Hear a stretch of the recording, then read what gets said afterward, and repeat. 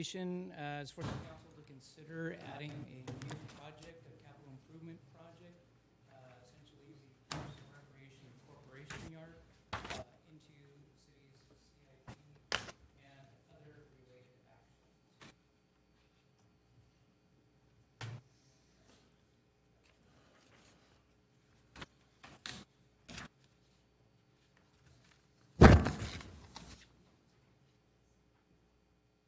So this map shows the location of the corporation yard, which is just south of the intersection of Industrial, Elm, and Andor. And it's essentially immediately south of the UPRR railroad spur line, which you can kind of see it angling down to the southwest and northeast there. And then Oak Avenue is just to the east, Poplar Street, south of the very bottom edge of this that photograph. You see the two buildings there. I guess the more northern one, on top of the picture, that's what I'll refer to as the concrete block building, and then the other roof you see kind of a larger square, if you will, is what I'm going to call the pole barn or open wall structure.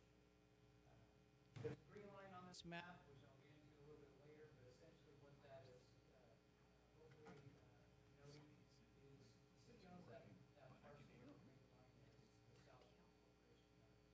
And so with this proposed project, we would be hoping to essentially move that parcel line about 30 feet south, just to provide a row of parking there along the back side of the corporation yard.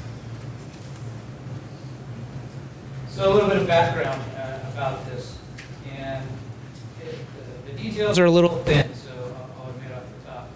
The city did acquire this parcel in 1968, and that was about all that we could find in our records. We talked to some longtime folks who went around and, like I said, researched it, but not a whole lot more detail. You know, I mean, we don't know if the buildings were actually there when we acquired it or not, or even who the former owner was, so just a little too long ago, unfortunately. But the city acquired it in 68, as I noted, and essentially was used as the operations yard for the Public Works Department for a long time, and then for the last several years, it's essentially served that purpose as an operations base for the Parks and Rec Department. The site does include the only fuel facility for the entire city, and therefore it's used by all the city vehicles and equipment. And for this reason primarily, it's effectively supports the operations of several funds. And I kind of noted there in the classes here. Essentially, the general fund, obviously, top, primarily for police department and other city admin services, vehicles.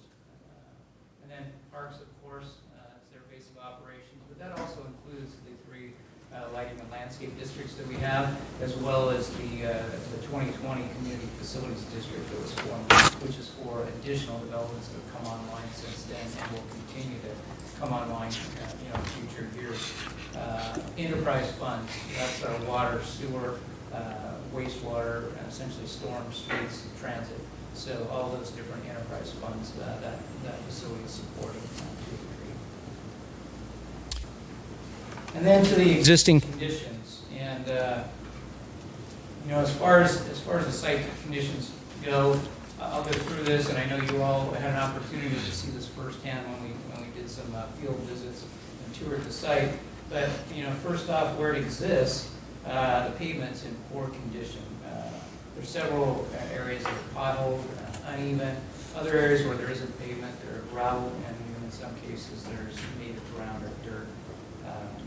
There's no drainage system out at the site at all, and that's led to occasionally during wet weather seasons, transit vehicles primarily, but an occasional vehicle getting stuck out there, and so that's obviously a deficiency. There's a shortage of parking. We've got some pictures here that will hopefully demonstrate that to some degree. So a lot of the staff, and Armando can probably speak to this better, but I've seen it myself. When you go over there during the day and the crews are full, there's several cars that are even parked outside the fence along the railroad right of way, which you know, is not a good thing. I think the railroad has probably expressed some dismay to that situation. So, and that's obviously going to get worse as they staff up. I think you got 12 or 14 positions, is what I think I remember. So anyway, that's going to get worse with more folks working there and their vehicles. The open wall pole barn, that structure is in poor condition. I've got some photos that I'll show you here in a bit. We've had a couple contractors come out to take a look at it, and they kind of said, like, yeah, I'm not interested in it. And primarily what it is, it's all timber construction, old timber. There's a lot of cracking, checking, what we call, splitting of it. There's a lot of dry rot and stuff, and there's staining on it from water leaks in the roof and whatnot. And so you'd almost have to go and check every member, and, you know, potentially have an engineer check it for structural integrity, and then possibly do some surgery to kind of restore the sections that would need to be replaced. So the fencing, that's in poor condition. You're going to see some pictures. You may recall from your site visits. There's bent poles, there's loose chain link fabric. A lot of sections are missing the barbed wire on top, and that's, you know, led to a lot of break-in steps, vandalism, that kind of thing. So that's another deficiency. The roof on the existing concrete block building, which is the enclosed building, that's got several areas where it's leaking, and so that's another deficiency that we need to be addressed. And then, just glancing at my notes here, yeah, I mean, just as far as the space part of the break room and that whatnot for the existing staff, I mean, they're kind of busting at the seams. I think you probably saw in the break room there, you know, I mean, it's basically wall-to-wall chairs. So to add another dozen or more people, there just isn't room in there. And there really aren't any good options because of the construction of it being a concrete block wall to expand that facility itself. So I'll get into some of the pictures, and these show what I'm calling the open wall pole barn structure. Hopefully, and I know with the lighting and stuff, it might be kind of hard to see, but particularly on the upper right one there, you'll see a lot of the staining and stuff from the leaking roof. And so that causes dry rot, and we've seen it in some of the members when you look at it, at least from an engineering standpoint. We didn't really point stuff like that out in too much detail when you were out there, but I can assure you that there are multiple locations where it's pretty obvious. So it's a bit out of plumb, you know, in some of the walls and whatnot too. But anyway, that's just wanted to point that out. You know, one thing I do want to touch on here is while most of the areas under this structure were used primarily for the storage of materials or, you know, equipment that was not used as much, and even some equipment that was basically being, you know, held for parts when needed, it also covers the fuel island, and that's obviously used every day by multiple folks. So, you know, the condition being, I'm going to call it uncertain, that's something that, you know, I think is a concern, and I know that there were concerns expressed by some of the council members too about that. So, next, kind of moving on to the roads, the slides over to the left side kind of show the more gravel and dirt areas, and again, apologies for the lighting here and whatnot, but that's the areas where you get the vehicles that get stuck sometimes in the inclement weather season. And then over on the right, those pictures are showing essentially the very uneven pavement in the areas where there is pavement, and the extensive potholes that are out there as well. That upper right one, it kind of gives you a bit of a sense of the parking situation out there. You know, I'm gonna call out that work truck that's kind of to the left of that shot. It's where it's parked, and I know that they're coming and going, so it's not like it's parked there all day or anything, but it's blocking a lot of the egress, if you will, area for the fueling island. So you can probably hopefully see, you know, the tail end of some cars over on the right along the fence and whatnot. So, but anyway, it's definitely standing room only, so to speak, for vehicles like that. And then turning to the next couple of deficiencies here. On the left there, you'll see a shot of kind of showing some of the core drainage situation, very uneven, so get some puddles and stuff. Even in this time of year, in the hot summer season, some of that's probably due to the irrigation from the adjacent properties. But I can tell you, anybody that goes out there at any frequency, there's hardly a day that goes by that I don't see water ponding there like that. So, and that's just one section of it. And then the other couple of shots, one is back behind and near that property where I was talking about moving the fence back 30 feet with the trailers in the shot there, the lower one. You can see the bent poles and that upper one, it's kind of hard to see. You've got more bent poles and the other deficiencies I noted as far as the barbed wire and loose fabric on the fencing. So going through all those deficiencies, now I kind of want to turn to what are we proposing to do to address those. So first and foremost is the removal of that open wall pole barn structure. It's really kind of for two reasons, just because of the uncertain condition of it, but also because a big portion of that area is where we would propose to put a new modular office to address the space needs for the additional staff. And I'll touch on that here in a minute. But and then after that structure is removed, I'm kind of going in how I would see the construction chronologically occurring on this to scarify the area. Basically, you got the remaining concrete block wall structure that'll stay, but to basically scarify that whole area. So tear out all that, uneven pavement and whatnot, and regrade that area. And then the next step is going to be to put in a drainage system. And fortunately for us, it was brought to my attention by staff that the city actually had a bit of a design started on this project back in 2012. So we have some plans that I think we can work with and hopefully help expedite the process and maybe even save a little money too. But to put in a proper drainage system for the site, it doesn't have anything right now. So water ponds wherever it ponds, and water is essentially, being a roads guy, is the #1 enemy of infrastructure. So putting in that drainage system will pay dividends for the city, for decades to come, essentially by increasing the lifespan of facilities. So. And then placing base rock and pave the perimeter roadway and parking areas. And then replacing the perimeter fence, and that includes the access gate.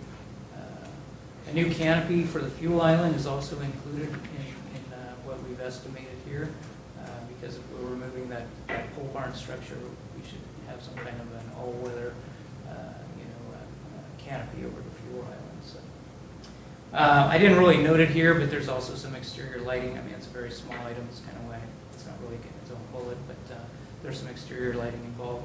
And then repairing the localized areas on the concrete block roof where the leaks are occurring. We're not talking about a full roof replacement by any stretch, but just some kind of specific locations where we know that there's issues. So. And then lastly, as I kind of touched on a little bit, was the big ticket item in this whole thing is a new modular office trailer.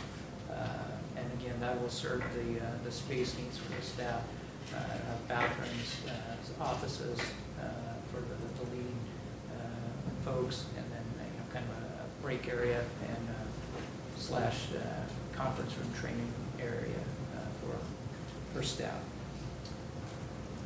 And so with that, staff's recommendation to the council is to approve the addition of the Parks and Recreation Corporation Yard Improvement Project in the 23-24 Capital Improvement Program with a construction budget of $1.5 million with proportionate funding from various supported funds as determined. Next, to authorize the initial appropriation of $550,000 from Fund 1 for the project development and modular office deposit. Basically, I'm going to break that down into a few things. That 550 breaks down like this. $50,000 essentially for the project, startup There's a $300,000 deposit that, talking to a couple of these vendors who do these modular offices, they're basically require a 75% deposit. The estimate they gave us was about $370,000 on that modular office trailer. So we're estimating about $300,000 for that. And then $200,000 is essentially to get an engineering consultant on board to take those plans that we have and bring it to a full set of construction documents that we can then put out for bid. So in light of that, to authorize the city manager to execute a professional services contract or contracts as may be needed within that initial appropriation amount, and that's roughly that $200,000. And then lastly, to authorize the Public Works Department to prepare project construction documents. The way I would see this is we would get the documents all ready to go. We would know what the funding cost split is going to be, i.e. how much Fund 1 share is versus every other fund that I listed there. And then come to the council probably later this fall, perhaps shortly after the holidays would be the latest I would hope to, but in that probably December, January timeframe I would expect. Request the appropriation based on a refined engineer's estimate. At that point, what that cost split would be, assuming the council is on board with that, we'll go ahead and advertise the project and put it out for bid. So with that, I'll stop, and I think we're available, Armando and myself, and the city manager, for any questions the council may have. Thank you, Mr. Sack. Any questions from the council? Mr. Farmer? Mr. Lozano? I'll just ask a couple questions, and I'll let one of my colleagues go. So if I'm understanding the staff report, well, first of all, thanks for the field trip. We did a field trip out there. I'm assuming we all did separately to take a look at the, firsthand the building and what was discussed and everything. So just a couple of my questions are, the staff report basically says that there's no exact, the cost will be dispersed evenly amongst a plethora of different funds here, but that dispersal has not been decided exactly yet. Is that correct? Correct. Yeah, we did not want to go through the finance, probably is more like it, Matt and his team, through the effort without, getting a green light first from council. Because they're going to be looking at how many vehicles are in each fund, that kind of thing, how many employees. Yes, I don't know now, a little bit on how we might attack it and determine what that breakdown is. But yeah, that would need to be determined.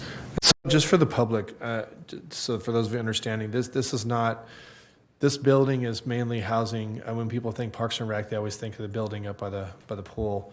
So that's the Parks and Rec office, but this is really the main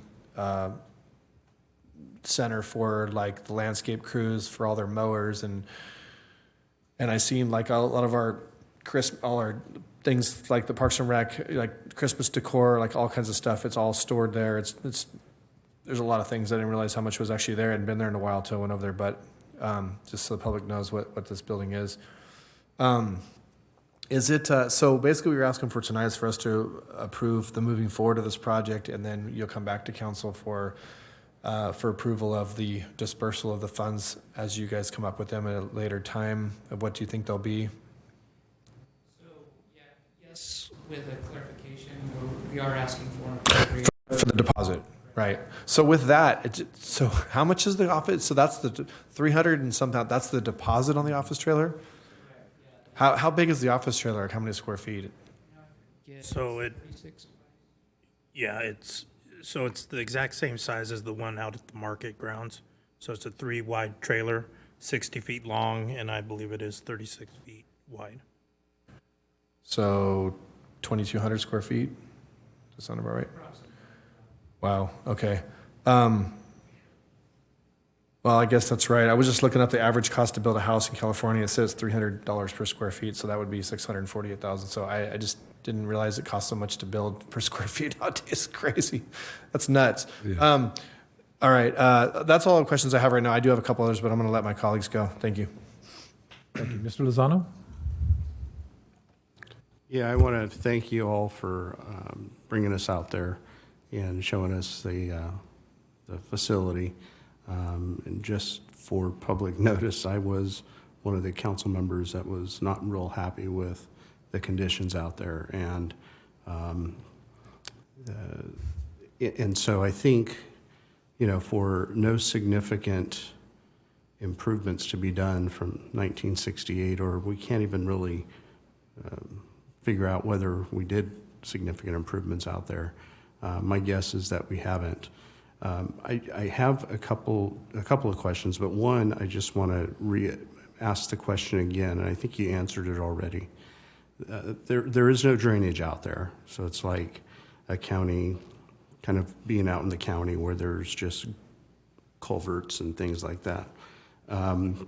But this is the location where all of our city employees, regardless of department, who drive vehicles that are city-owned vehicles, go to get fuel, as well as the transit agency that we contract with. They use that for fuel as well, correct? Yeah. Okay. And so I have a concern of standing water out there constantly. And I know that there were some issues this last spring or last fall when we had the flooding. I would just ask that in the interim, until something can be done out there for city staff to look into having an alternate option for fuel. And I guess you could use a credit card at a local gas station, but more, if we don't have something already, have something put into place. And I'm just concerned for the employees that are working out there to have an environment which is an acceptable environment for them to come to work in. Yeah, to answer that question, Councilmember, you have a contract in place with a fuel vendor. So city employees have an alternate. Pumps go down or something like that, then they have an alternate means. PD, dead end road. Understood. I have some other questions, but I'd like to hear from the public as well as my colleagues. Mr. Vice Mayor. Thank you, Mayor. First of all, thank you for the staff to bringing this to the council. I did visit that site. Certainly need that site to improvement. There is an employee, if they're staying over there, that building is not to stay. Just my kind of the information, the projected cost on this project is 1.7, look like a 1.7 million, right? And that's a projected cost. How you guys figure out the projected cost in-house, or you guys call somebody? Well, I know exact cost can be when you have a building plans. Basically, when you look at the project, nobody can give you the exact, but how you guys do, and especially like engineering 250, can you give me the breakdown? Same thing, the breakdown on construction, 1.3 million. What component is 1.3 million, and what you include $250,000 as a estimate? Yes, Vice Mayor, as far as how we do with preliminary engineer's estimate, essentially is a couple of things that we take into consideration. I mean, certainly based on the engineer's experience with similar projects, but there is data that's available from other agencies. So we look at agencies in proximity to our own, knowing what the contractors are, looking at the scale of projects, or things like what the unit costs of base rock are, what the unit costs of asphalt are, what the unit costs of concrete are, and apply it toward the project that we're looking at. Meaning, is it structural concrete, or is it simply like things like curb gutter and sidewalk, those kinds of things. The building, certainly something that we don't see every day, and so contacting vendors and talking to them and getting an estimate from them. We typically say we want a budget level estimate, and that means that it's conservative. So our hope is that when contractors are bidding on this, or vendors are bidding on this, that they're gonna sharpen their pencil, and we're gonna see, some lower actual number than that. We build in contingencies also, so there are contingencies. As far as the engineering goes, that's typically, there's a rough rule of thumb where your engineering, between your preliminary, design engineering, and then your construction engineering and inspection, it can vary from about 25% or so of a project cost. So that's kind of how we look at the engineering. Again, this is 25% to the 250 or 25% 1.7? of the construction cost. Okay. So if you're looking at a $1.5 million construction, then you're looking at roughly 25%. So, yeah, or up to, that would be a maximum number.